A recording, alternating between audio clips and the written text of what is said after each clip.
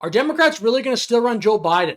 Because if you watch that debate last night, everyone basically agreed, Republican or Democrat, that that was a very poor showing from Joe Biden. That was painful. I love Joe Biden. I work for Joe Biden. He didn't do well at all.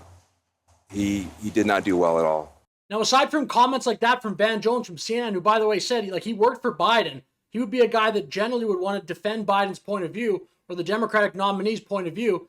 Many people were actually floating the idea publicly of Joe Biden, should he step aside or not? Even the New York Times floated this idea in an op-ed. Now, for a while last night, at least post-debate, it looked like a lot of people around the Democratic Party and a lot of the donors in the Democratic Party and stuff like that were starting to get the idea, or starting to try to rally people around the idea of replacing Joe Biden on the ballot. However, as of today, as of Friday, the day after the debate, it doesn't seem to be that unanimous. And Joe Biden has even came out and saying, rejecting these calls and saying, I'm not going anywhere. President Biden appearing to dismiss talk among some Democrats of replacing him on the ticket after what was to many a weak and concerning debate performance against former President Trump last night. The president today before a fired-up crowd of supporters in North Carolina, declaring when you get knocked down, you get back up, suggesting he's staying in the race, telling the crowd, I know how to do this job. Now, aside from Joe Biden saying he wants to stay in this race, other prominent Democrats like Barack Obama, who will show a tweet in a second here, are basically still showing their support. Probably not surprisingly, his wife, Jill Biden, also the First Lady, is showing her support. Joe, you did such a great job. You answered every question. You knew all the facts. And let me ask the crowd, what did Trump do? Why? Yes. Now, to many, this obviously looks like support from your spouse, the First Lady of the United States. But other people were criticizing Dr. Jill Biden for this, saying, I mean, at some point, maybe you should be honest with Joe Biden. He didn't do great. Just answering questions, if that's the praise that you can give to him, probably not a great sign. But as the day grew on Friday, it became clear that the Democrats do not seem to have, at least publicly, a plan for what to do moving forward, at least not unanimously. As I mentioned, some of the donors don't want Biden to run now based on some of the reports that have been coming out. But at least here, Barack Obama, perhaps the most prominent Democrat in the entire country, I mean, in theory, at least behind Joe Biden, who's the current president, which I'll get into a sec here because lots of people are questioning. But this is what Barack Obama here says in a tweet. Bad debate nights happen. Trust me, I know. But this election is still a choice between someone who has fought for ordinary folks' entire life and someone who only cares about himself. I kind of sound like Biden there. Between someone who tells the truth, who knows right from wrong, and will give it to the American people straight, and someone who lies through his teeth for his own benefit. Last night didn't change that, and it's why so much is at stake in November, and then a link to joebiden.com, presumably to a place where I'm assuming that they'll have a portal there to donate money. Now, perhaps Barack Obama and other prominent Democrats are still showing their support for Joe Biden because they realize how difficult it's going to be to actually change out a candidate this close to the election. Now, I'm not an expert in this. I'm just kind of going on hearsay from what I've listened to in videos and heard or listened to. Now, perhaps Barack Obama and other prominent Democrats are still supporting Biden publicly because they realize that this close to the election, just how difficult it would be to change out a candidate. I don't know the rules on this. I'm kind of just going on hearsay from what I've read in articles and heard in videos that it's not very easy to switch out a candidate right now. I believe what I heard is Joe Biden would have to actually volunteer. And if he's not going to do that, it becomes very difficult. You really can't say to him, hey, you have all these votes, you have all these delegates, but we're going to choose somebody else. So perhaps it's just a practical decision. Now, that's one thing. There are people like this who, in my opinion, this person should not be trusted for the next, maybe not forever, they can learn, but a few election cycles. This person named Harry Sisson, perhaps you've seen him on Twitter. This person has, to me, destroyed their credibility for 10, 15 years maybe in politics because have an open, be a little bit impartial. You can be a somewhat biased, I guess, if you're making a career out of it, but you can't be this partisan. It's such a bad look. This is his tweet here. Biden won the debate easily. He just did not. The numbers came in, even from CNN's audience, over 60% of the people said Trump won, less than 30 or around 33% said that Biden won. That's from CNN too, which is a certainly a network that's a little bit left of center. A lot of times it's actually quite a bit left of center. Biden won the debate easily. He laid out a vision, a goal, a future that Americans can get behind. Trump was angry, conspiratorial, and deluded. This debate told us nothing new, and other people on Twitter were trying to spin this ultimate spin job that Biden won. No, Biden won. People in his own party would not be panicking. Donors would not be pulling money or threatening to pull money. New York Times, which is a paper that generally writes positive things about Democrats, would not have stories come up. Politico, other places did this too, calling for Biden to resign. Maybe it's not the paper itself, but op-eds within that paper. Other people blame CNN for this performance by Joe Biden because CNN wasn't fact-checking, or they weren't like hopping in and trying to debate Trump on behalf of Biden. He is blatantly mischaracterizing the disaster that was his presidency, and that got a lot of attention and didn't get a lot of pushback. No. But let's have another debate where actually the moderators will push back on Donald Trump's lies. He intimidated your network, unfortunately, and there was no pushback. He was given free rein to just lie as much as he wants, and that's not helpful to the American public either. Now, like many other people, I became more interested in politics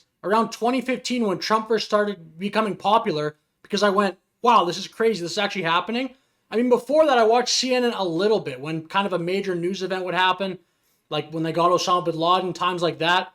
But I didn't watch CNN that much. All I've known CNN for, so in the last 10 years of watching them, has been like an activist organization that's just out to help liberal Democrats and trying to make Republicans look bad.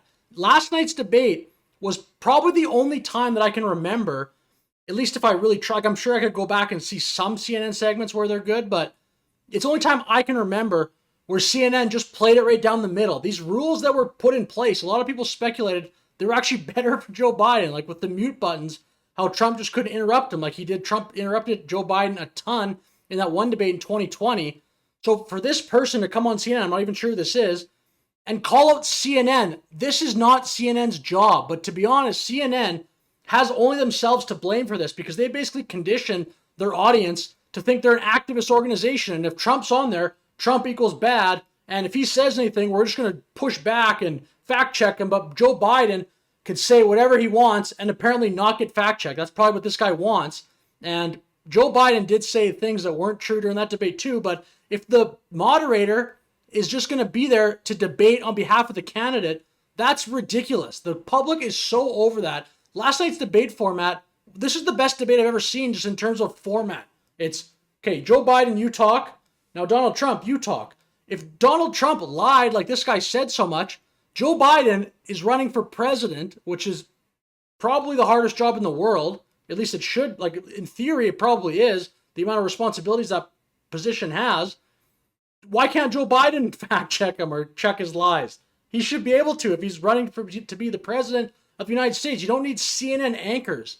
This comment is infuriating, and this idea of what CNN and what news organizations should be is why the media has terrible approval ratings. And ideas like this, if CNN wants to restore some credibility, last night was the first time I ever watched them, again, like I said, that I can remember, where I said, they're actually doing a good job here. This is pretty impartial. I'm not exactly sure, in this moment at least, if they're for Trump or for Biden. I mean, I know historically they're for Biden, Democrats, but at least in that moment, the hour 30 that debate lasted, I thought they were impartial.